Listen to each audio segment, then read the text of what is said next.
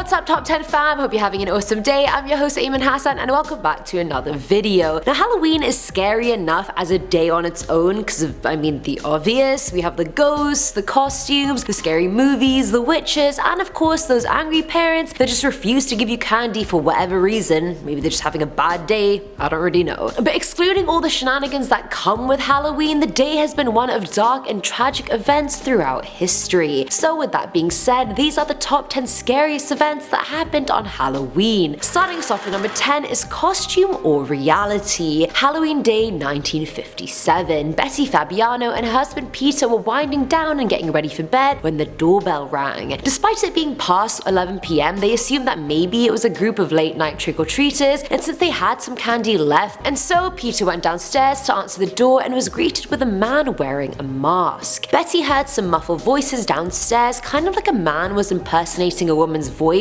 then a pop, and then a thumb. She ran downstairs to discover Peter lying on the ground in a pool of blood with a gunshot wound on his chest. He died on the way to the hospital and suspects were hunted down immediately. Now here is like the biggest plot twist of plot twist history. Now the couple had their fair share of trouble, and while separated at one point, Betty started seeing a woman called Joan. That's not the plot twist, by the way. They decided to take another jab at their marriage, and Peter's only condition was that Betty could never see or speak about Joan again, to which she agreed. Joan obviously then had a motive and was questioned, and things she was saying just weren't adding up. She claimed that she was home all night, but neighbors claimed she left on a drive for a very long time. An anonymous tip led the police to the murder weapon and then the assailant, 40-year-old Goldine Pizer. She admitted to killing Peter under the spell of a woman she was in love with, and that woman was Joan. Now coming in at number 9 is Don't Touch My Candy, Halloween Day 2011. A 55-year-old man residing in Chicago realized at 2:30 PM that his bag of candy was missing. Call the police. Now I don't know if that's referring to his bag of candy that he got during trick-or-treating or the bag he was using to give candy to kids. I mean, you could be 50 and trick-or-treating. I'm not gonna judge you. Who am I to judge you? Either way, suddenly outraged by this realization, the man blamed his neighbor Maria Adams for stealing it even though she really didn't. The man grabbed a bunch of steak knives from his kitchen and headed to her house, where he ended up stabbing her countless times. Maria desperately tried to defend herself by throwing plates at him, but it was just no use. She was in critical condition by the time she got to the hospital and ended up dying the next morning. The man was charged with first-degree murder and aggravated domestic battery. Can we just take a second, please, to just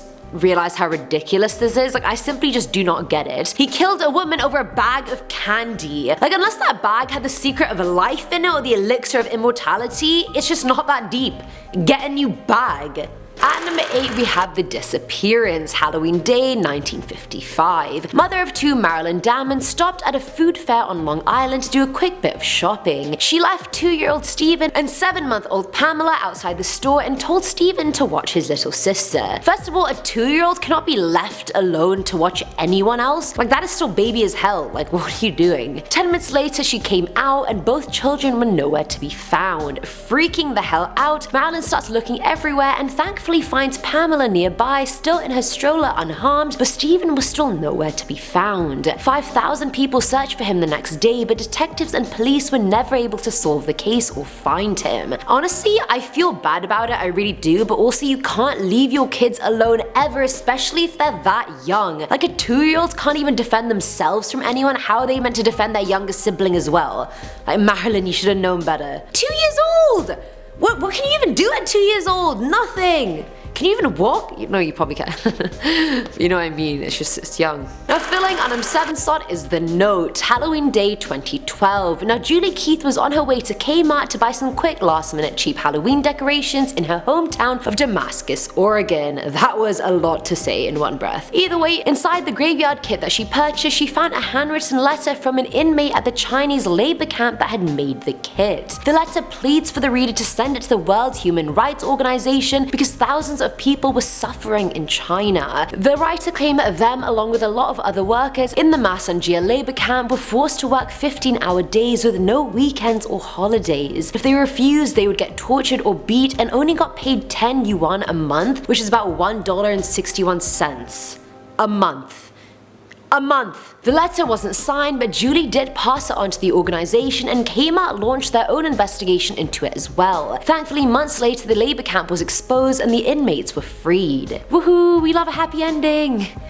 Now at number 6 is the prank gone wrong, Halloween Day 1998. 21-year-old Carl Jackson was driving through the Bronx with his girlfriend to pick up her son from a Halloween party. While stopped at an intersection, a bunch of teenagers started throwing eggs at his car, and so he got out to confront them. No one's about to throw eggs at me when my girl's in the car. I'll front on them. I'll square up. That's me as Carl. Either way, one of the teens, 17-year-old Curtis Sterling, pulled out a handgun and straight up shot Carl in the head, killing him instantly. And egging people on Halloween is quite a common prank, but it's gone awry so many times. Curtis ended up being sentenced to 20 years in prison, and every year on Halloween he gets a card from Carl's mother saying, "I'm glad you're still there." And honestly, kudos to her, I would do the exact same thing. What a senseless, unnecessary killing. Like, I'm getting mad at this list, I really am. It's pissing me off. Coming in at number 5 is the Mailman, Halloween Day 2012. Halloween is always a lit time. It's very scary, to the point some people claim they get scared to death. Exaggeration. Pussies. Now, a mailman in Denver was on his route making his deliveries, and he showed up at one house that had a corpse decoration on its porch. Sort of annoyed at the placement of the decoration, he sort of sidestepped it out of the way to the side and delivered the mail. As he was walking away, he realized it wasn't a decoration from any angle. It was a real man that was dead. Turns out the dead man, Delport, had collapsed and died on his porch when returning from his night shift, but because of the timing of Halloween, it just didn't look sus. Honestly, you guys, imagine dying and someone thinking you're a Halloween decoration and just moving your body to the side. Like, biggest L I'd ever take, and I'm not even bloody alive. That's the biggest L. At number 4 is the costume gone wrong. Wow, I need to think of better names because I already did prank gone wrong. Sorry about that. Either way, Halloween Day 2012. An 8-year-old girl was so excited to dress up for Halloween in her hometown in Beaver County, Pennsylvania. She was at a relative's bonfire that night and went to play on the hillside when her aunt Janet saw her in the bushes. Assuming she was a skunk because of her black outfit, hat, and white tassel, she asked her son to shoot the pest. So Thomas went in and got the gun and shot the girl in the shoulder and abdomen. As soon as they realized the grave mistake that had happened, she was helicoptered to Pittsburgh Children's Hospital straight away. She remained in critical condition but did actually survive. What a close call. Like, oh my god, I would have never been able to live with that if I was Thomas or Janet. Like, killing my relative because I thought they were a skunk? Ugh, that would have been an even bigger L. Such an L.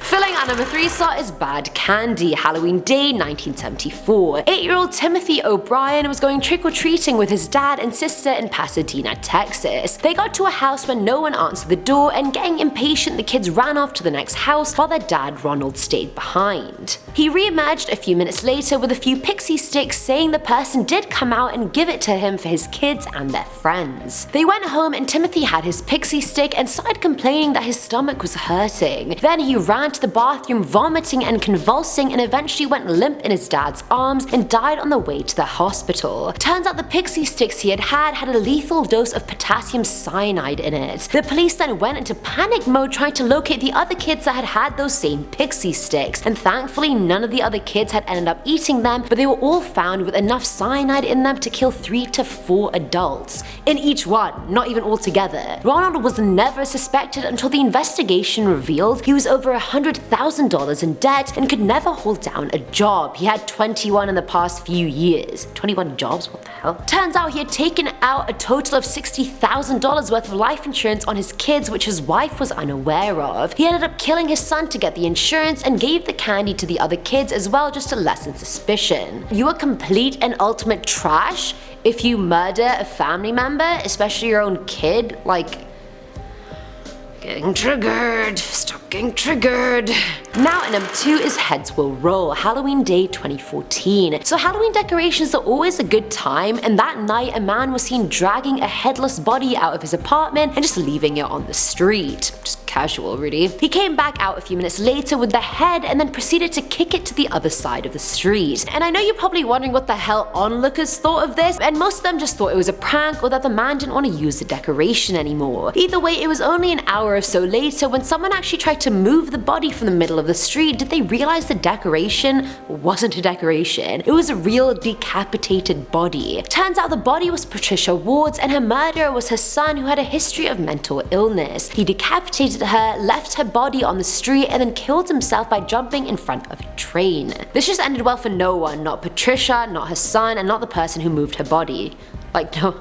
Not happily ever after. And finally, at number 1 is the Cradle Snatcher, Halloween Day 1977. George Carter had just put his 19-month-old Nima into her crib in their home in Oklahoma. The next morning, he woke up to find the child missing from her cradle despite all the windows and doors being locked. It's believed the abductor was hiding in her closet that night and snuck the child out when the parents fell asleep. A month later, a group of kids playing in an abandoned house 4 blocks away from the Carter home were horrified when the decomposed body of an infant came tumbling out of the house's fridge. That child ended up being Nima, but it doesn't even end there. Now, before the Carters lived in that house, it was home to another family that had 2 twin daughters. The year beforehand, the 3.5-year-old girls were stolen and lured out of their house in broad daylight. They were taken to a house by their frequent babysitter, 17-year-old Jacqueline Rubidoux, who told them to get in the fridge and that their aunt would come get them later for some ice cream. A few days later, cries were heard from the fridge by a few children playing in the house next door, so they went inside the house to find out what it was. One of the children opened the fridge door to find Tina jumping out at them. She had managed to stay alive by breathing through a hole in the fridge, but her twin had died from asphyxia. And you know who else called on Jacqueline to watch their child?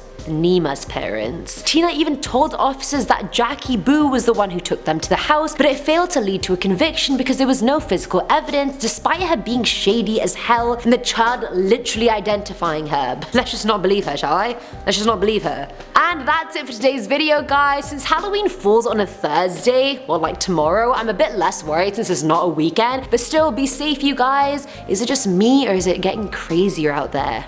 Joker reference, hehe. But anyway, guys, I've been your host, Eamon Hassan, and I'll catch you in the next one. Bye!